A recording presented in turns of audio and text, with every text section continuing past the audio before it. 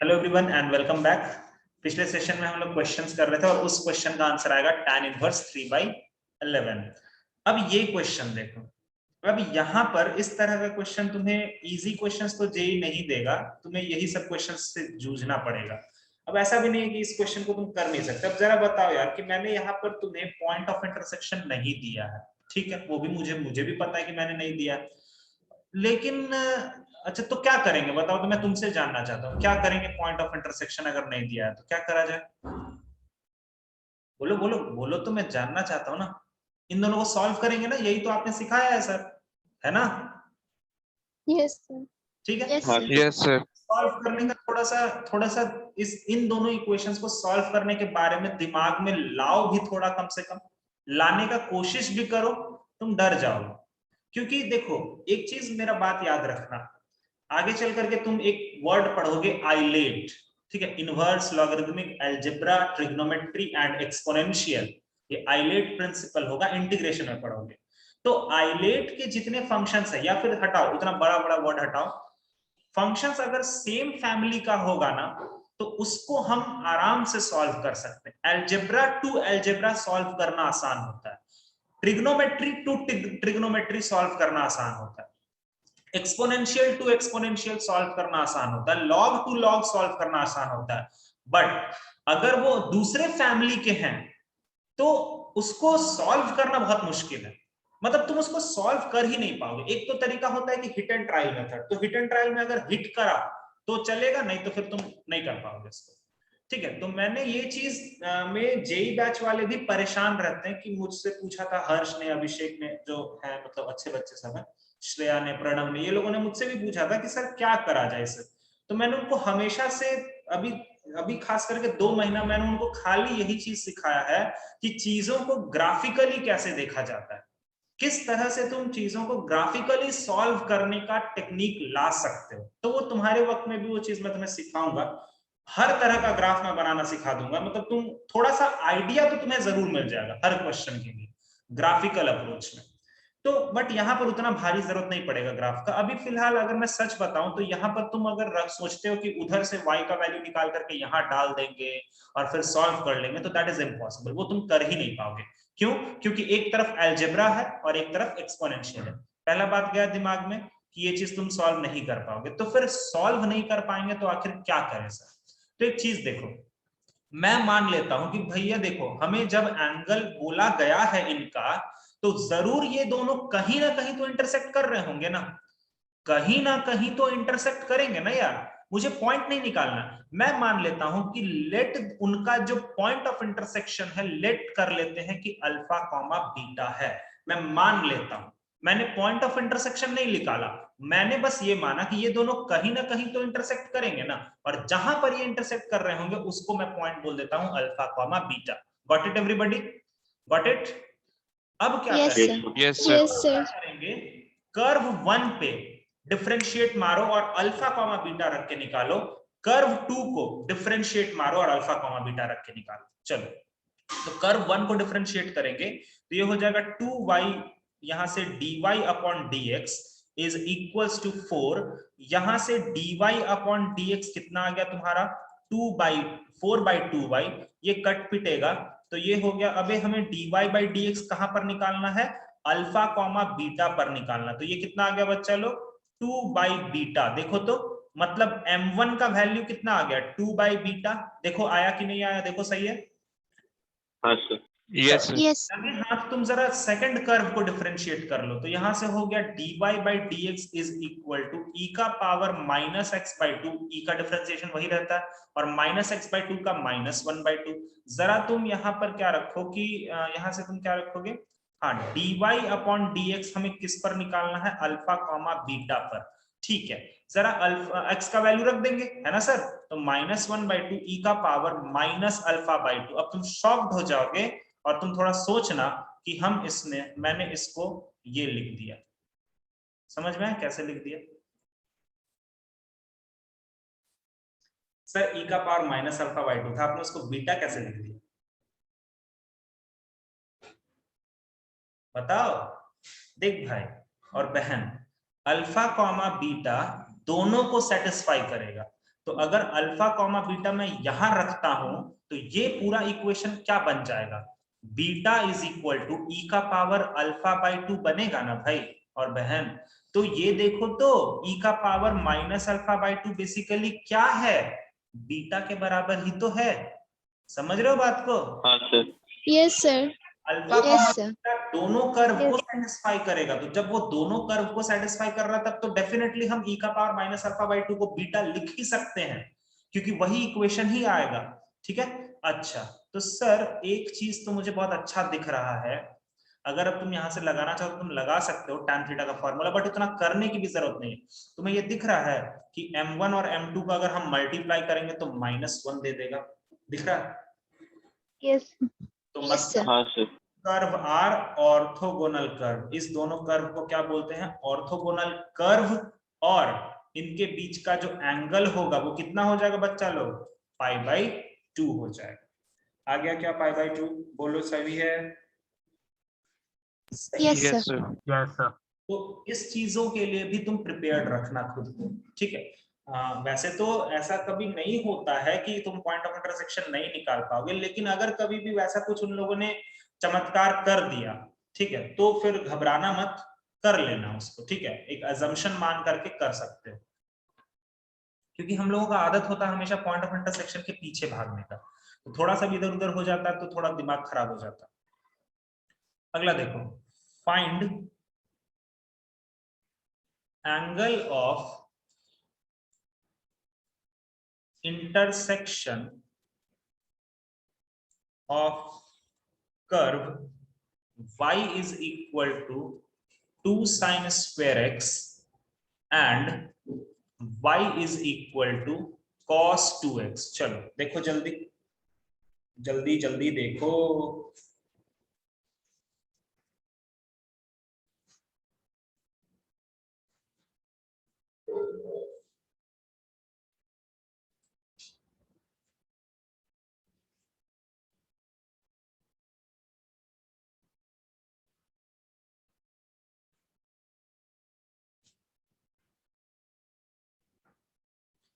अभी हमें यहाँ पर एंगल ऑफ इंटरसेक्शन अगर निकालना है तो हम क्या काम करेंगे,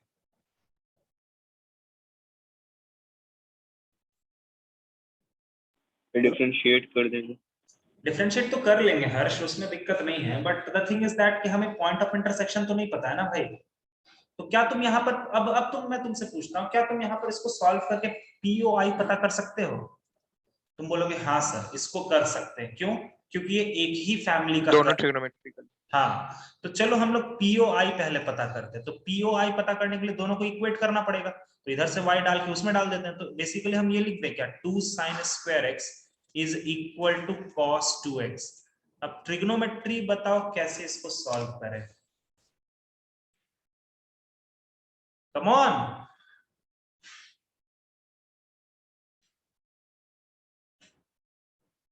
Sir, cos 2x को cos square x plus sin square, sorry, minus sin square x. Yes बस ठीक है। तो 2 sin square x is equals to cos 2x का हाफ एंगल फॉर्मूला लगा देते हैं, वो हो जाएगा cos square x minus sin square x। ठीक है, एक काम करते हैं, एक sin square को एक तरफ लेकर के चले जाओ, ये हो गया 3 sin square x is equal to cos square x। बहुत बढ़िया, एक काम करो cos square x को उधर से नीचे लाओ, डिवाइड करो, ठीक है, तो ये हो जाएगा 3 tan square x is equals to 1। यहां से हमारा tan square x कितना हो गया, 1/3।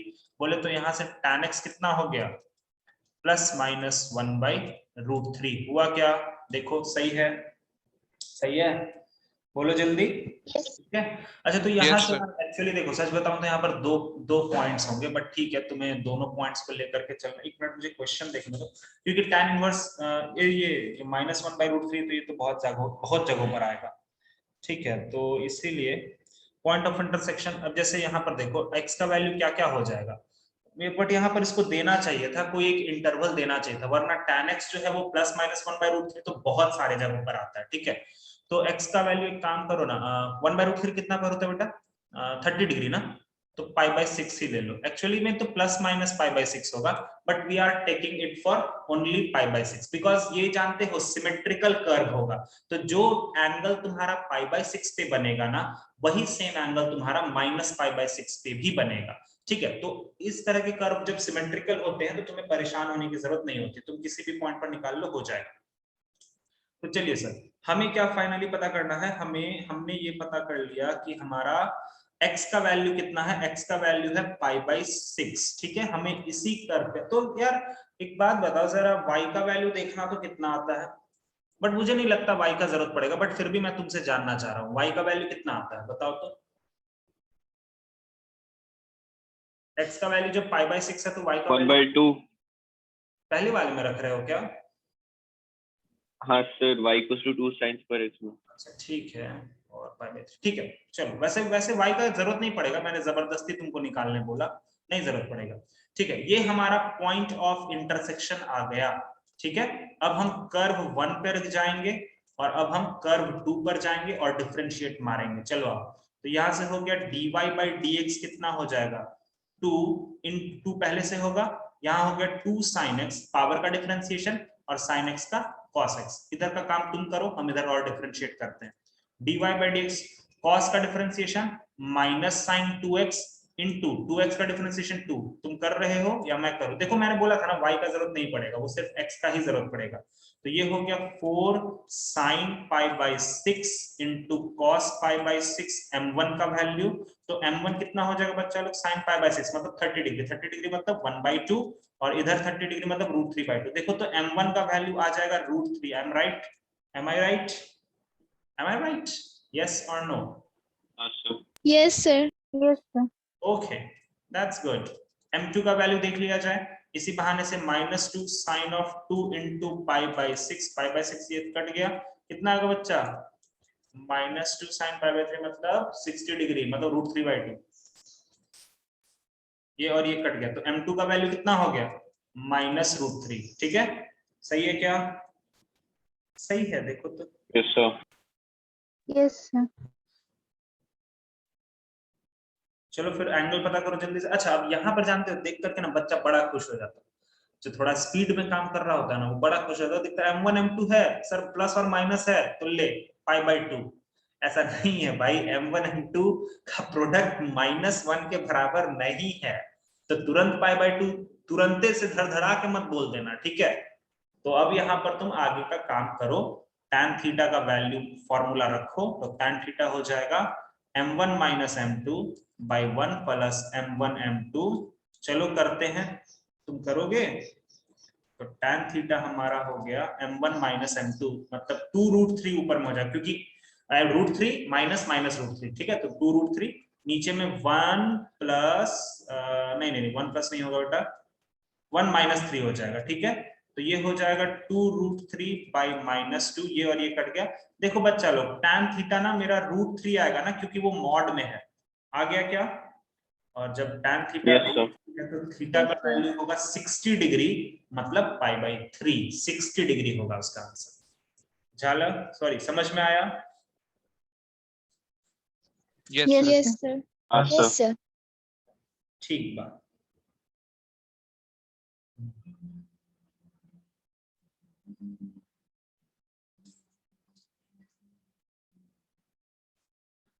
एक शॉर्टेस्ट डिस्टेंस का भी कर्व एक क्वेश्चन होता है, शॉर्टेस्ट डिस्टेंस के लिए, वो भी मैं बता देता हूँ। और हाँ, उसके पहले कुछ क्वेश्चंस और, हाँ जरूरी चीजें कुछ मतलब फॉर्मूला जो जरूरत पड़ जाती है, तो ये पूरा का पूरा बात था ऑर्थोगोनैलिटी ऑफ कर्व का, मतलब ये इंटरसेक्शन ऑफ कर्व का बात था ये। ठीक है, अब हम आगे बढ़ते हैं, कुछ जरूरी फॉर्मूलाज मैं तुम्हें बता देता हूँ। देखो, इंपॉर्टेंट चीजें हैं ये सब। टॉपिक का नाम है length of tangent normal subtangent and subnormal.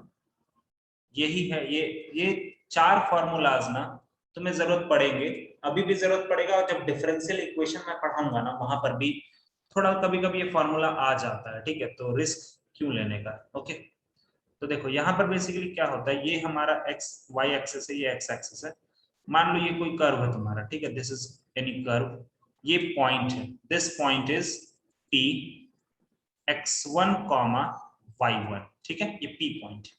इस पॉइंट पर तुमने क्या करा, एक टैंजेंट खींचा। गाइस तुम लोग अच्छे से बनाना अपने कॉपी, और इसी पॉइंट पर तुमने एक नॉर्मल खींचा। टैंजेंट जहां पर कट कर रहा है उस पॉइंट एक्स एक्सिस को, जहां पर उसने काटा है, एक्स एक्सिस को जहां पर उसने काटा है वो पॉइंट t है, और नॉर्मल जहां पर उसने उस एक्स एक्सिस को काट रहा है उसको बोलते हैं n। आई बात समझ में? ठीक है, ड्राइंग समझते रहना। और यहां से एक हमने परपेंडिकुलर गिराया, ये P है ना, तो इसको मान लो Q, ठीक है। ये इस तरह का ड्राइंग क्या है, T मैंने इसीलिए रखा है ताकि तुम समझ पाओ कि वो वाला लाइन टैंजेंट है, N मैंने इसलिए रखा है ताकि तुम समझ पाओ कि वो वाला लाइन नॉर्मल है, और ऑब्वियसली टैंजेंट और नॉर्मल के बीच में तो 90 डिग्री का एंगल होता है। P से एक हम डायरेक्टली परपेंडिकुलर गिरा रहे हैं Q पर, ठीक है, ये सारी बातें हैं। अब देखो टैंजेंट, हम मान लेते हैं कि टैंजेंट हमारा कुछ थीटा एंगल बना रहा, थीटा ही माने ना, चलो ठीक है, टैंजेंट जो लाइन है वो एक्स एक्सिस के साथ थीटा एंगल बना रहा है, ठीक है। तो ध्यान से देखना, अगर ये थीटा है और ये वाला तो 90 डिग्री है, तो ये कितना हो जाएगा बच्चा लोग, ये कितना हो जाएगा, ये 90 माइनस थीटा। 90 minus theta. अगर ये 90 माइनस थीटा तो ये पूरा तो 90 है, तो ये कितना हो जाएगा, थीटा। ज्यादा मैं ड्राइंग को गंदा नहीं करूंगा, ठीक है। अब यहां पर कुछ कुछ बातें समझ लो, जैसे लेंथ ऑफ टैंजेंट, जब कभी भी ऐसा कुछ होता है ना, तो basically what is the length of tangent, तो लेंथ ऑफ टैंजेंट हम लोग किसको बोलते हैं, ये जो पॉइंट से टैंजेंट जब खींचा हमने, तो वो पॉइंट से लेकर के टैंजेंट जहां पर एक्स एक्सिस को काट रहा है वो डिस्टेंस को लेंथ ऑफ टैंजेंट बोला जाता है। मतलब according to this drawing PT को हम क्या बोलेंगे, length of tangent. PT is considered as length of tangent. आई बात समझ में? आई बात समझ में, बोलो यस सर। और इसका फॉर्मूला होता है, इसका फॉर्मूला होता है मॉड ऑफ y1 और root of 1 plus 1 by m square, ठीक है। मॉड ऑफ y1 मतलब उस पॉइंट का y कोऑर्डिनेट का modulus root of 1 plus 1 by m square, okay, ठीक है, याद रखना। अब बोलोगे सर ये फॉर्मूला को कैसे लाते हैं, तो इसका डेरिवेशन होता है वहां पर, जैसे देखो मैं डेरिवेशन का थोड़ा सा तुम्हें समझा देता हूं कैसे करेंगे, ध्यान से सुनना। तुम ट्रायंगल लो पी क्यू और टी, दिख रहा है ट्रायंगल, दिखा तुम्हें पी क्यू और टी, दिखा ना? Yes sir. Yes sir. Triangle में तुम्हें ये वाला डिस्टेंस पता है ना, देखो तो बच्चा लोग, ये वाला डिस्टेंस पता है कितना है, ये y1 है, y1 है ना, ठीक है। और ये वाला थीटा, ये जो थीटा है, दिस थीटा, मतलब इस थीटा की मदद से तुम्हें टैन थीटा पता चल जाएगा ना, क्यों नहीं पता चलेगा यार, एकदम पता चलेगा ना, क्योंकि तुम डी बाई बाई, अब उस थीटा के मदद से तुम क्या निकालो, साइन थीटा, ठीक है, साइन थीटा निकालो। और देखो कि अगर तुम्हें ये पीटी वाला लाइन चाहिए, तो पीटी वाला लाइन को तुम उस y1 से कैसे रिलेट करोगे, ऑब्वियसली साइन थीटा से ही रिलेट करोगे ना यार, सोचो तो जरा। पीटी वाले लाइन सेगमेंट को उस y1 से रिलेट करना होगा, तो वो कैसे रिलेट होगा, साइन थीटा से ही रिलेट होगा ना, परपेंडिकुलर हाइपोटेन्यूज। समझ में आया? ऐसे कर तब जाके अब सवाल उठता है कि सर साइन थीटा कैसे निकाला जाए। अरे भाई, तो साइन थीटा निकालने के लिए ही तो मैंने बोला ना कि टैन थीटा को तुम क्या रख दो, तुम dy बाई dx करके स्लोप का तो वैल्यू निकालोगे ना उस पॉइंट पर, तो वहीं से तो tan थीटा आता है। तो ये थोड़ा लंबा प्रोसेस होता है, ट्रिग्नोमेट्री का इस्तेमाल होता है और कुछ नहीं, ठीक है। तो ये थोड़ा ध्यान रखना, लेंथ ऑफ tan, इसको याद रखोगे तो ज्यादा अच्छा रहेगा। उसके बाद होता है लेंथ ऑफ नॉर्मल। तो लेंथ ऑफ नॉर्मल हम किसको बोलते हैं, पी एन को। देखो नॉर्मल की तरफ जो है ना, P से लेकर के x एक्सिस को जहां पर काटा, उसको बोलेंगे लेंथ ऑफ नॉर्मल, ठीक है। और लेंथ ऑफ नॉर्मल का फॉर्मूला क्या होता है, mod of y1 root of 1 plus m square, ठीक है। उसके बाद दो और टर्म्स होते हैं, एक होता है लेंथ ऑफ सब टैंजेंट, एक होता है लेंथ ऑफ सब टैंजेंट। तो सब टैंजेंट का लेंथ होता है मॉड y बाई एम, मतलब mod of y1 by m, और लेंथ ऑफ, ओके गाइस एक मिनट, मैंने सब टैंजेंट तो तुम्हें दिखाया ही नहीं ना, रुको, मैंने टैंजेंट तुम्हें बता दिया, लेंथ ऑफ टैंजेंट क्या होता है, लेंथ ऑफ सब टैंजेंट क्या होता है वो मैंने बता दिया, सॉरी लेंथ ऑफ टैंजेंट और लेंथ ऑफ नॉर्मल मैंने बता दिया।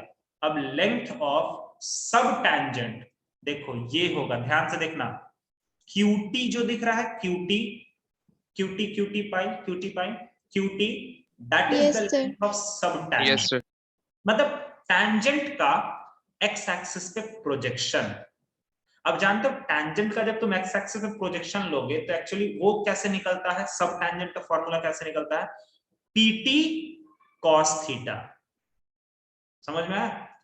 PT जो लेंथ ऑफ टैंजेंट था उसका cos थीटा, उसी का प्रोजेक्शन ही तो है वो, तो वो एक वहां से तरीका होता है निकालने का। तो इसको प्रूफ किया जाता है, ऐसा नहीं है कि नहीं किया जाता, बट ठीक है वो थोड़ा लंबा पड़ता है, इसीलिए मैं तुम्हें बस बोल रहा हूं, मैं तुम्हें याद रखने का तरीका भी समझा दूंगा, टेंशन ना लो, ठीक है। तो लेंथ ऑफ सब टैंजेंट हमारा होता है QT, ठीक है, और QT का फॉर्मूला होता है, मतलब लेंथ ऑफ सब टैंजेंट का होता है मॉड y1 बाई m, अच्छा, और लेंथ ऑफ सब नॉर्मल, लेंथ ऑफ सब नॉर्मल होगा तुम्हारा QN, और वो होगा mod of y into m, जहां पर m जो होगा वो क्या होता है, वो होता है dy by dx at x1 y1। m तुम्हें हर हाल में पता होगा, ठीक है, क्योंकि तुम कर्व को डिफरेंशिएट करके वो पॉइंट रखोगे तो तुमको अपने आप निकल के आ जाएगा m का वैल्यू, ठीक है।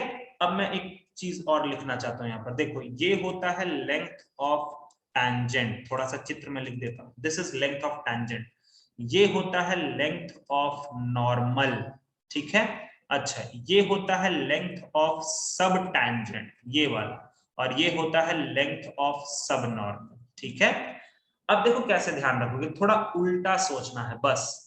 टैंजेंट का फॉर्मूला लिखने के लिए, जैसे लेंथ ऑफ टैंजेंट को पकड़ो, लेंथ ऑफ टैंजेंट का फॉर्मूला लिखो। अच्छा एक चीज तुम देख रहे हो यार, चारों फॉर्मूला में तुम्हारे पास चार फॉर्मूला है ना, यहाँ पर एक चीज तुम नोटिस कर रहे हो कि चारों फॉर्मूला में मॉड y1 फिक्स चीज है, समझ रहे हो ये बात को, समझ रहे हो। Yes, sir. Yes, sir. तो चारों फॉर्मूला में तुम्हारा उस पॉइंट का y कोऑर्डिनेट का मॉड्यूलस, देखो अगर तुमसे गलती भी हो जाता है ना तो भी तुम समझ जाओगे कि सर निगेटिव तो लेंथ नहीं होता है सर, अगर गलती से भी मॉड छूट जाता है तो उसका मुझे टेंशन नहीं है, क्योंकि वो तुम्हारे पास कॉमन सेंस है कि तुम ये समझ जाओगे कि सर लेंथ तो कभी भी निगेटिव नहीं हो सकता, तो डेफिनेटली अगर निगेटिव में तुम्हारा आंसर आएगा तुम पॉजिटिव ही बोलोगे, ठीक है। तो सबसे पहले चारों फॉर्मूला में मॉड y1 तो कॉमन बात है, ठीक है। अब देखो लेंथ ऑफ टैंजेंट को देखो और लेंथ ऑफ नॉर्मल को देखो, दोनों का फॉर्मूला का जो सेकंड पार्ट है वो एकदम सेम है, बस फर्क क्या है कि टैंजेंट वाला जो पार्ट है ना उसमें नॉर्मल वाला इक्वेशन यूज हो रहा है। तुम ये नॉर्मल वाला इक्वेशन यूज होने का मतलब, अगर टैंजेंट का स्लोप m होता है तो नॉर्मल का स्लोप देखो वहां यूज हो रहा है, दिख रहा है 1/m, दिखा दिखा, इस तरह से मैं याद रखता हूं, आई बात समझ में, उल्टा यूज होता है। अगर तुम्हें टैंजेंट का लेंथ चाहिए तो अंदर में 1 प्लस नॉर्मल का स्लोप का स्क्वायर है, उसी तरह से नॉर्मल का लेंथ चाहिए तो अंदर में 1 प्लस टैंजेंट के स्लोप का स्क्वायर है, उल्टा हो रहा है, दिखा तुम्हें, वो समझ में आया। Yes, sir. तो इस Yes, sir. याद रखने का तरीका है, मैं इस तरह से इन चीजों को दिमाग में रख पाता हूँ आराम से, ताकि मेरे से गड़बड़ी नहीं होती है। और रहा बात सब टैंजेंट एंड सब नॉर्मल, उसमें भी देखो सेम चीज है। सब टैंजेंट के लिए बगल में तुम देखो 1/m है, दिख रहा है 1/m, और 1/m बेसिकली कहां से रिलेटेड रहता है, नॉर्मल के स्लोप से, और सब नॉर्मल के स्लोप में m है, m कहां से रिलेटेड होता है, टैंजेंट के स्लोप से। तो ये एक तरीका होता है इसको दिमाग में रखने का। बाकी तुम देख लो, मैंने तुम्हें एक नॉर्मल तरीका बता दिया है, इससे तुम रख पाओगे दिमाग में, गलती नहीं होगा। एटलीस्ट सब टैंजेंट सब नॉर्मल तो डेफिनेटली तुम याद रख पाओगे, सब टैंजेंट सब नॉर्मल में तुम्हें कोई दिक्कत नहीं होगा। ठीक है, आई बात समझ में?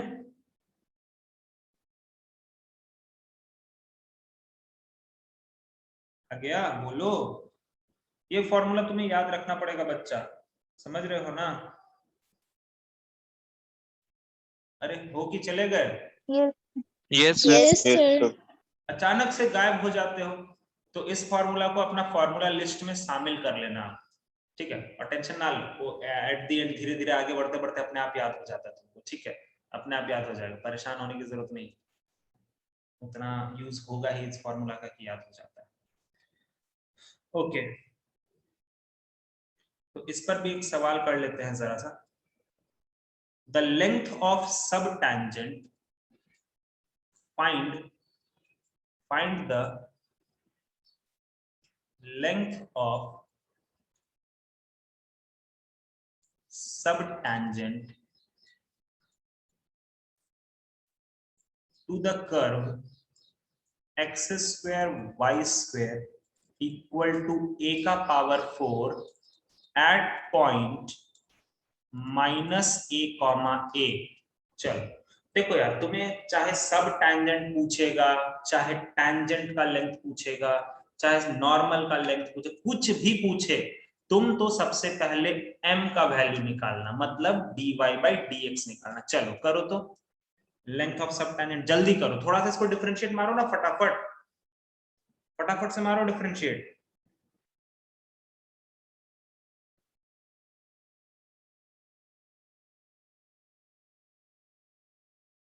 जल्दी करो, 8 मिनट में मुझे अभी एक और क्वेश्चन भी कराना है तुम्हें।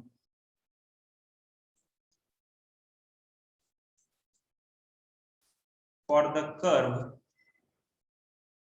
y raised to the power n is equal to a का power n-1 into x to the power m,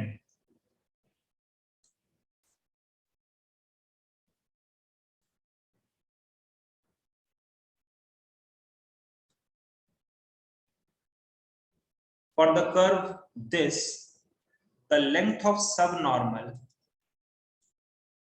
the length of subnormal is constant,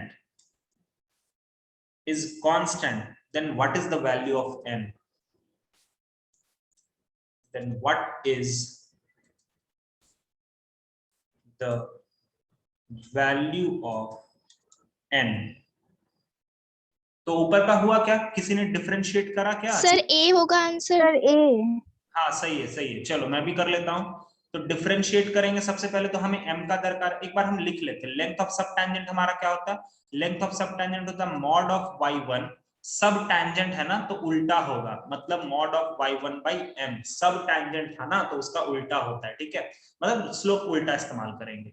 तो सबसे पहले हमें m पता करना, तो इसको डिफरेंशिएट करेंगे तो हम प्रोडक्ट रूल लगाएंगे, तो पहला का डिफरेंशिएशन, दूसरा वैसे का वैसा ही, प्लस पहला वैसे का वैसा ही, दूसरा का differentiation, 2y dy/dx is equal to 0। अब हम रख देते हैं -a और a, तो यहां से हो जाएगा -2 into a into a square plus -a, तो a square into 2a into dy/dx equals to 0। कितना आ रहा था बेटा dy/dx? 1 चलो यहाँ से dy/dx तुम निकालोगे, वो तुम्हारा आ जाएगा 1, मतलब तुम्हारा m का वैल्यू आ गया 1। तो यहाँ से लेंथ ऑफ सब टैंजेंट क्या हो जाएगा, मॉड y1, y1 मतलब y का कोऑर्डिनेट, तो a/1 that is equals to a unit is the answer of this question. ठीक है, चलो अगला वाला देख लो जल्दी से। अभी हमें बोला गया है कि लेंथ ऑफ सब नॉर्मल, तो भैया तुम्हें इतना नहीं सोचना, तुम लेंथ ऑफ सब नॉर्मल का डेफिनेशन तुम्हें याद है, फॉर्मूला क्या होता है लेंथ ऑफ सब नॉर्मल? सर देखिए आपने अभी सिखाया ना, मॉड y1 तो एकदम रहता ही है सबके साथ, ठीक है, मॉड y1 ले लेंगे हम, चलिए कोई दिक्कत, मॉड y ले लो, मॉड y1 ले लो, जो लेना है ले लो, y कोऑर्डिनेट बस रहना चाहिए। y1 तो मैंने अपने मन से लगाया है ना, मैंने उस पॉइंट को माना, अगर नहीं पॉइंट दिया तो y भी ले सकते, कोई दिक्कत नहीं, ठीक है। चलो तो मॉड y1 और सब नॉर्मल का बात किया तो सब नॉर्मल के लिए, अच्छा नॉर्मल का स्लोप होता है 1/m, तो उसका उल्टा मतलब सब नॉर्मल का अगर बात किया तो टैंजेंट का स्लोप, मतलब हमें ये चीज पता करना, तो हमें स्लोप तो पता करना पड़ेगा, तो जल्दी से बताओ तो हम इसको डिफरेंशिएट किस मेथड से कर दें, किस मेथड से डिफरेंशिएट कर दें, बोलो जल्दी, अरे जल्दी बोलो। Sir log. लॉग लेकर के करोगे, नॉर्मल तरीके से नहीं हो सकता है क्या? Sir product rule. Product rule. अरे बच्चा लोग a का power sir n into y to the power n minus 1 नहीं, मेरा ये सवाल है dy कि हाँ वही वही वही तो यार, a का पावर n-1 तो वो कांस्टेंट पार्ट है ना यार, तो ये तो yes अपन sir नॉर्मल भी तो कर ही सकते हैं, तो इसको हम डिफरेंशिएट कर देंगे, तो डिफरेंशिएट मारेंगे तो y का पावर n क्या होगा, n y का पावर n-1, यहां से dy by dx is equals to a का पावर n-1 रहने दो, और ये हो गया n इंटू x का पावर n-1, n से तो ये n कट गया, यहां से dy by dx कितना आ गया, जो कि m का वैल्यू है वो कितना आ गया, वो हमारा आ गया a का पावर n-1 x का पावर n-1 बाई y का पावर n-1 आ गया क्या, देखो सही है, सही है ना? Yes sir. इसको हम यहाँ बैठा देते गाइस, देखो मैं y1 यूज नहीं करता, मैं y ही यूज कर लूंगा, ठीक है, तुम ज्यादा टेंशन मत लेना यार, क्योंकि यहाँ पर y1 यूज करूंगा तो फिर मुझे x1 लिखना पड़ेगा, y1 लिखना पड़ेगा, ये सारी चीजें मुझे लिखनी पड़ेंगी, ठीक है, तो उसका तुम टेंशन मत लेना, मैं y1 ही होता है, मतलब उस पॉइंट का y कोऑर्डिनेट, तो मैंने मान लिया कि जिस भी पॉइंट का बात किया जा रहा है ना उसका y कोऑर्डिनेट y ही है, ठीक है, ऐसे भी कर सकते, कोई दिक्कत जैसी बात नहीं है। तो यहां से हम मॉड ऑफ y या फिर y ही रहने दो, और m को हम चिपका देते हैं, तो यहां से m को अगर हम चिपका देंगे तो ये कितना बन जाएगा यार, a का पावर n-1 इंटू x का पावर n-1 बाई y का पावर n-1, ठीक है, ठीक है, कोई दिक्कत नहीं है, कोई दिक्कत नहीं है, एक सेकंड रुको, थोड़ा सा रुको, y is equals to a का पावर n-1 को हम ऐसे ही रहने देते हैं, जरा देखना, x का पावर n को ऐसे ही रहने दो, अच्छा x का पावर n-1 को मैं ऐसा लिख दूं क्या, देखो तो x का पावर n बाई x लिख सकता हूं मैं, Yes, sir. Yes sir. और यहां पर जो y का पावर n-1 है इसको मैं y का पावर n बाई y लिख दूं क्या, चलेगा क्या, कोई दिक्कत है क्या? Yes sir. ठीक है, अच्छा तो यहां से एक चीज थोड़ा ध्यान देना, हाँ ये चीज को मैं क्या लिख सकता हूं बच्चा लोग, ये वाली चीज को जल्दी, y to the power n yes it can be written as y to the power n, तो चलो अच्छा, और ये जो y है ये एकदम ऊपर चला जाएगा, तो ये बना देगा y स्क्वायर, ये ऊपर में y to the power n और नीचे में y to the power n into x, हो गया क्या, बोलो सही है क्या? Yes sir.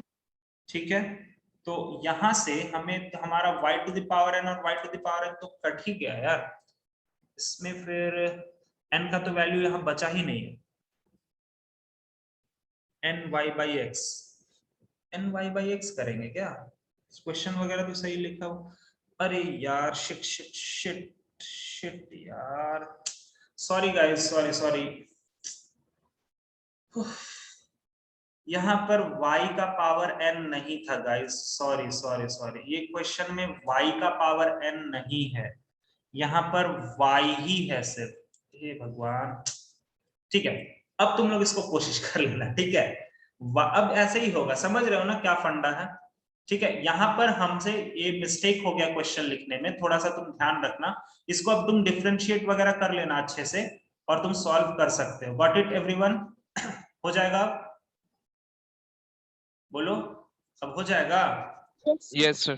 ठीक है, वो y है यार, अब तुम नॉर्मल डिफरेंशिएट करोगे dy by dx वैसे ही डिफरेंशिएट करोगे, और तुम आराम से तुम सबसे पहले सब नॉर्मल m निकालना, वहां पर पुट करना, अपने तुम देख लेना कि कांस्टेंट होने के लिए कुछ पावर आएगा उसको 0 के बराबर कर देना, हो जाता है। ठीक है, तो वो क्वेश्चन थोड़ा सा गलती हो गया मेरे से, तो तुम लिख सकते हो अच्छे से, y है वहां पर, y का पावर n नहीं है, y है। ठीक है, चलो फिर ये वाला पार्ट तुम्हारा फिनिश होता है, 1-2 क्वेश्चन और बाकी, उसको अगले क्लास में करके फिर इसको पैकअप कर लेंगे, फिर आगे बढ़ेंगे रेट मेजरमेंट में। ठीक है, चलो फिर मिलते हैं अगले क्लास में, तब तक के लिए नमस्ते, जय Hind, thank you, bye bye, take care.